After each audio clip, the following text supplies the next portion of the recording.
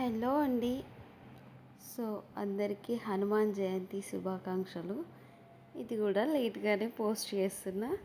So ఈ గుడి వచ్చేసి మా ఊరికి దగ్గరలోనే చిట్టబోయినపల్లి తాండా అని ఉంటుందన్నమాట. సో అక్కడ ఆంజనేయ స్వామి గుడి ఇదంతా.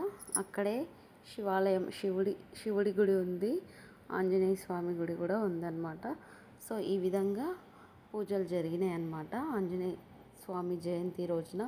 సో గుడి చాలా పెద్దదిగా ఉంది. గరుడ స్తంభము, హోమము, యజ్ఞము, హోమము అన్నీ అంటారు కదా. సో ఈ విధంగా హోమము, వ్రతాలు అన్నీ ఇయర్లీ వన్స్ చాలా బాగా చేస్తారనమాట. సో కులమత భేదాల అతీతంగా ఇక్కడ పూజలు బాగా జరుగుతాయి అన్నమాట.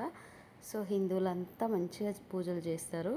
చూస్తున్నారు కదా, నవగ్రహం పూజ అంటే నవగ్రహాలు కూడా ఇక్కడ ఉన్నాయి. గుడి పెద్దదిగా అంటే ప్లేస్ పెద్దదిగా ఉంది. గుడి మీడియంగానే ఉంది, పర్వాలేదు. గుడి కూడా బాగుంది, కానీ ఓపెన్ ప్లేస్ చాలా పెద్దదిగా ఉంది. ఇంకా ఇక్కడైతే మర్రి చెట్టు చాలా స్పెషల్ అన్నమాట. సో మర్రి చెట్టు ముందర ఉండుండే గుడి. సో ఒక భక్తుడు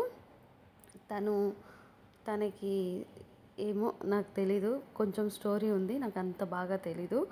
సో తను కోరుకున్న దాన్ని బట్టి ఈ గుడిని చాలా పెద్దగా ఈ విధంగా కట్టించాడనమాట. సో తను కోరుకున్న కోరికలు కానీ ఇంకేదైనా సంథింగ్ నాకు తెలీదు. సో ఇక్కడ ఆట కూడా ఆడతారనమాట. ఈ విధంగా ఆట ఆడుతున్నారు కదా, ఇక్కడ ఇయర్లీ వన్స్ ఆట జరుగుతుంది. హనుమాన్ జయంతి వేడుకలు కూడా జరుగుతాయి. సో ఇక్కడ వ్రతాలు కూడా చేస్తారు ఈ విధంగా.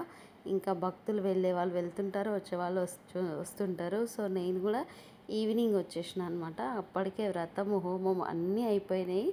బట్ నేను పిల్లలను తీసుకొని సాయంత్రం వచ్చినాము. చల్లగా చాలా అంటే చాలాసేపు దాకా ఉన్నాం మేమైతే. చాలా ఎంజాయ్ చేసినాం. టోటల్ గుడి ఇదనమాట. ఈ వీడియో యాక్చువల్లీ నేను తీయలేదు. నేను తీస్తే చాలా స్లోగా అన్నీ చూపించేదాన్ని, బట్ నేను తీయలేదన్నమాట. ఒక బాబుకి ఇచ్చి తీయించిన, అందుకే ఈ విధంగా ఉంది. స్పీడ్గా వెళ్ళిపోతూ ఉంది వీడియో. సో పూజలు అయితే చాలా బాగా జరిగినాయి అన్నమాట. సో మా పిల్లలు ఇద్దరు చాలా ఎంజాయ్ చేశారు.